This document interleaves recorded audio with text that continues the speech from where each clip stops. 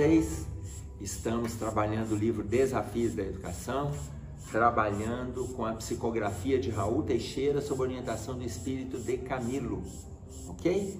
E hoje nós vamos encerrar o período da infância, porque o livro é dividido em fases, e com a pergunta número 11, nós vamos encerrar a fase infantil antes de entrarmos na próxima sobre a adolescência. Vejam a pergunta número 11. No processo de educação da criança, qual é o papel do Espiritismo? Devemos educar nossos filhos já como espíritas ou ensinar-lhes os princípios da doutrina para que mais tarde escolham seus caminhos? Então veja, primeiro quando a gente pensa lá, qual é o papel da doutrina espírita? O livro Sol nas Almas, o André Luiz coloca para a gente, se eu não me engano, está no capítulo 58. O Espiritismo não é uma simples religião como as demais, é um método de viver. O Espiritismo não é uma simples religião como as demais, é um método de viver.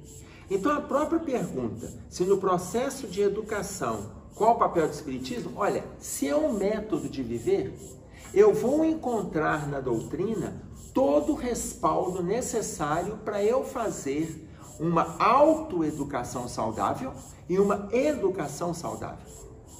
Eu encontro na doutrina, é um método de viver. Então imaginem se nós podemos associar a doutrina com a educação formal, com a educação social, nós podemos passar muitos valores para aquele espírito que está naquele corpo infantil, diferenciado de outros que não recebem nenhum valor espiritual ou não recebem nenhum valor social. Por quê? Porque nós podemos associar os dois valores. O Espiritismo não é uma simples religião como as demais. É um método de viver. E aí, veja na questão seguinte, porque é uma questão só que traz para a gente várias reflexões.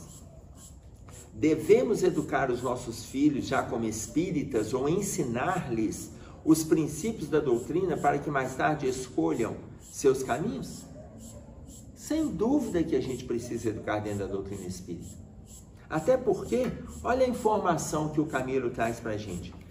Inconcebível o fato de que adultos que conhecem as atuais dificuldades para a nobre educação da criança, e isso todos nós conhecemos, as dificuldades que estamos tendo para educar as crianças hoje, todos nós sabemos.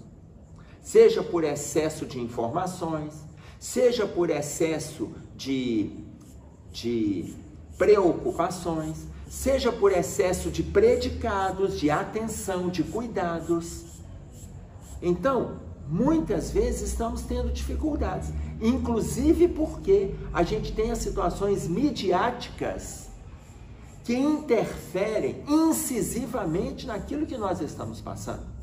Ele coloca assim: esperem que seus filhos escolham mais tarde o caminho da fé religiosa. Olha, com esse excesso de informações que estão aí, só passando valores de forma incisiva, de forma segura, de forma estável. Olha a resposta que ele traz então. Inconcebível o fato de que adultos que conhecem as atuais dificuldades sobre a nobre educação da criança, em função da maioria das produções veiculadas pelas mídias, das variadas relações e interferências sociais complicadas, esperem que seus filhos escolham mais tarde o caminho da fé religiosa. Tem muitos pais aguardando, em função dos excessos, não, mais tarde ele escolhe. Não, quando ele tiver maior ele decide. Não, quando ele já entender um pouco mais, ele decide isso. Gente, nós não temos que esperar que os nossos filhos decidam. Não temos que esperar. Se eu já acompanho, se eu vou na reunião, eu levo meu filho para a evangelização. O Raul Teixeira coloca assim: você não assenta para perguntar à criança se ela quer ou não ir para a evangelização. Está na hora, anda logo, ela já fala, olha, eu vou, olha, eu estou indo, mamãe está indo também, seu irmão, vamos, todo mundo sai, pronto, vai. Estou fechando a casa, vem atrás de mim. Você não fica ali perguntando por que você não quer, por que você não gosta, por que você não vai, porque você não tem que perguntar, vamos, é importante. Quem tem que dar essa importância é a gente enquanto adultos. Você não pergunta ao seu filho se ele prefere tomar uma injeção ou um sorvete. E eu quero ver você perguntar e ele falar que ele prefere a injeção. Eu quero ver. Então, se é importante para ele a injeção, ele vai tomar. Se ele está com uma infecção de garganta, você não vai dar sorvete para ele associado ao antibiótico. Ele vai tomar o antibiótico achando ruim. Ele vai tomar o antibiótico chorando, ele vai tomar o antibiótico esperneando, mas que ele vai engolir aquele antibiótico, vai, isso vai.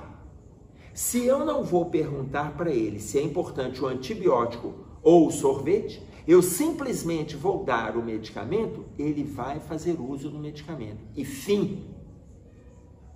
Quando a gente fala da importância da orientação doutrinária, nós estamos colocando da evangelização da criança, estamos colocando do culto no lar. Existem vários livros infantis que podem ser adotados no culto no lar. Faz com a criança um culto de 5 minutos, de 10 minutos. Se a criança tem 3, 4, 5, 6, não quer participar de mais, pega um livro infantil que tem uma história, que esteja ilustrado. E existem vários livros.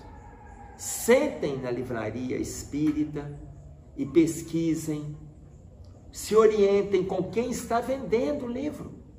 Meu filho tem tantos anos. Quem está lá dentro da livraria, ele vai te passar um arcabouço de referências. Veja qual que pode adequar melhor para o seu culto no lar. Livrinho ilustrado, livro que tem coisas para colorir, e depois você assenta com seu marido, com a sua esposa. Ou se você está sozinha, você e mais um filho, você e mais 2 filhos, faz o culto com aquela criança e depois deixa aquela criança e faz o seu culto. Aí você pega o seu livro, faz a sua leitura de 10 minutos, de 15 minutos, enquanto ele está ali colorindo um desenho, enquanto ele está folheando um livro ilustrado, folheando uma revista ilustrada, com princípios doutrinários. E aí foi perguntado para o Divaldo Franco assim, isso está no livro Palavras de Luz. O que dizer daqueles que levam a noção de evangelho para a criança sem a referência doutrinária? O livro Palavras de Luz é um livro só de perguntas e respostas, mas elas não estão enumeradas.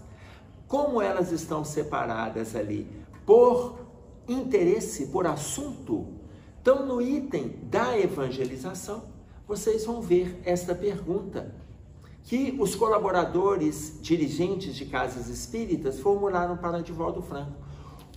Como lidar, qual a importância da aula de evangelização sem o conteúdo doutrinário?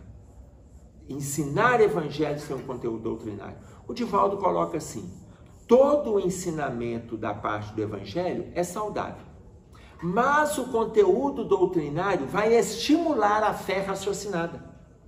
Você não vai ficar ali só repetindo passagens de evangelho. Você não vai ficar simplesmente citando as referências evangélicas.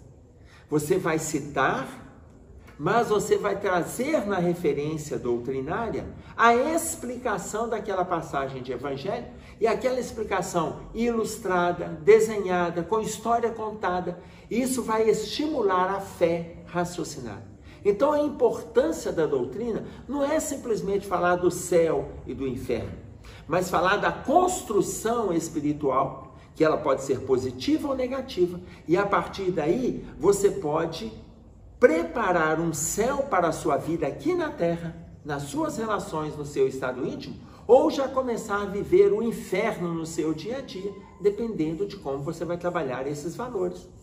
Conteúdo doutrinário baseado na fé raciocinada. Não é porque te falaram que Deus existe e você passa a acreditar. É porque te falaram que Deus existe. E na pergunta número 4 do Livro dos Espíritos, Kardec pergunta para os espíritos, mas qual a prova da existência de Deus? E aí a espiritualidade responde, no axioma que estudais na vossa ciência, procurai a causa de tudo que não é obra do homem e a sua razão responderá. Ou seja, fé raciocinada. Então imaginem vocês, quando fala da origem do planeta, uma coisa é falar da origem do planeta como apenas um encontro de uma explosão universal, depois encontros celulares, o macrocosmo, o microcosmo. Outra coisa é trazer a forma que o livro A Gênese vai dizer para nós, conteúdo doutrinário, sobre a construção do planeta. Então, nós podemos utilizar uns instrumentos que a doutrina vai trazendo para nós. Uma coisa é falar para nós que de Adão e Eva vieram as milhares, milhões de pessoas. Adão e Eva, um casal que tiveram 3 filhos do sexo masculino. Surgiu a humanidade toda. Outra coisa é a fé raciocinada. Peraí, se era um casal, aí nós vamos no próprio livro A Gênese, nos capítulos Gênese mosaica, Gênese espiritual e a Gênese mosaica, a Gênese espiritual, se eu não me engano, a Gênese orgânica. São os capítulos 10, 11, 12 de A Gênese. Vocês vão ver aqui, se eu estiver citando alguma coisa errada, vocês, como estão aprendendo sobre o perdão, vão me perdoar e vão pegar a referência correta, combinamos? Então está lá nos capítulos 10, 11, 12, vocês vão ver quando ele explica que Adão não é um homem. É um grupo de pessoas que vieram habitar a terra dotados de razão. Ele não está falando de gênero. Não é um grupo de homens que vieram habitar a terra. Um grupo de pessoas dotadas de razão. Eva não é uma mulher. Um grupo de pessoas que vieram habitar a terra dotadas de sentimento. Razão e sentimento dão origem a 3 filhos. Caim, Abel e Sete. Caim, o próprio nome já diz, Caim de caídos, aqueles que vieram predispostos à maldade. Caim, os Caíns. Abel, aqueles que vieram dispostos ao bem, os Abéis. Caim matou Abel. O mal predomina hoje, não quer dizer que o bem não exista. E Sete, o terceiro filho de Adão e Eva, ou seja, o terceiro filho da razão e do sentimento das pessoas dotadas, nascem Caíns, nascem Abéis e nascem os Setes. Sete, na linguagem dos moabitas, Sete com TH, S-E-T-H, Sete na linguagem dos moabitas significa desordeiros, bagunceiros, aprontadores. Daí surgiu aquele ditado popular assim, nossa, mas aquele menino pinta o 7. Quando fala pinta o 7, todo mundo entende, não entende? Vocês entendem. Mas se falar assim, nossa, aquele menino pinta o 85, ninguém sabe do que está falando. Nossa, aquele menino pinta o 1044. Quê? Você está ficando doido? Agora, se alguém disser, nossa, aquele menino pinta o 7, todo mundo entendeu. Porque na linguagem dos moabitas, anterior a Jesus, 7 significa desordeiros, bagunceiros. São os 3 perfis que temos na terra hoje. O mal, Caim. O bem, Abel. E 7, desordeiros, bagunceiros, aprontadores. São os 3 perfis de personalidade que temos na terra. Esses 3 surgiram, estejam eles dotados de razão e sentimento, porque estão. Tem os 2, os 3 perfis têm os 2 sentimentos, comportamentos, tem os 2 perfis de personalidade, razão e sentimento. Porém, aprendemos isso? Aprendemos. Filhos de Adão e Eva. Aprendemos que os filhos de Adão e Eva, dotados de razão e sentimento, aprendemos lá na Gênese. Ou seja, o Evangelho, porque fala na Bíblia, lá no Velho Testamento, fala de Adão e Eva. Na Bíblia fala para nós de Adão e Eva. A Gênesis explica para nós Adão e Eva. Ou seja, é a construção teórica baseada na fé raciocinada. Como imaginar que uma humanidade inteira surgiu de Adão e Eva? Entenderam então a importância do Evangelho com a doutrina? E aí eu trago essa referência para vocês baseado na resposta. Continuando a resposta, olha o trecho que ele coloca para nós. Um trechinho, a resposta é longa, eu estou pegando apenas alguns flashes da resposta para nós entendermos. Assim, como ao tornar-se adulto, o filho poderá não mais adotar os cuidados médicos alopáticos. Se eu não vou, eu hoje levo meu filho no médico, ele indica antibiótico. Se o meu filho crescer e não quiser mais o médico, ok. Ele agora prefere uma terapia alternativa, tal, tá tudo bem. Ele agora prefere homeopatia, ok. Ele prefere fitoterapia, ele pode escolher, mas ele já é adulto. Eu vou evangelizar, eu vou insistir, eu vou apresentar o evangelho com doutrina espírita. Quando ele crescer, para falar assim, eu não quero mais espiritismo na minha vida, é uma escolha. Mas as bases estão ali na raiz. O alicerce está pronto.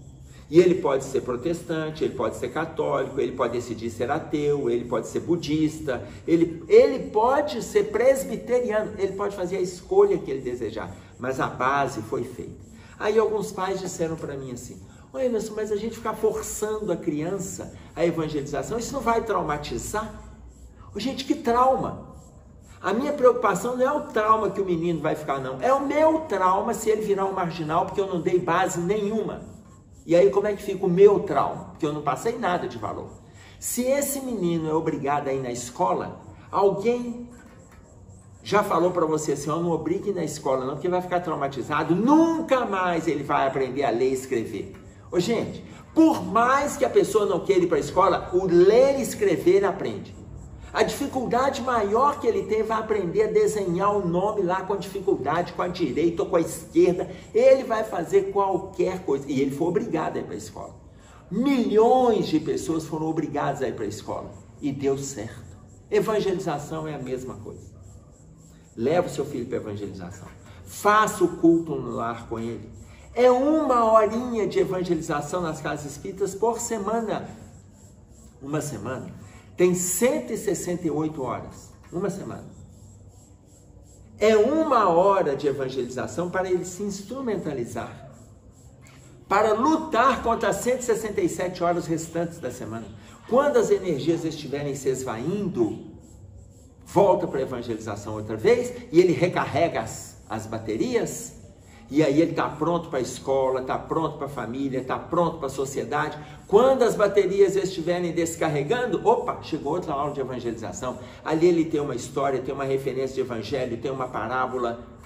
Tem os amigos que ele encontra ali na aula de evangelização.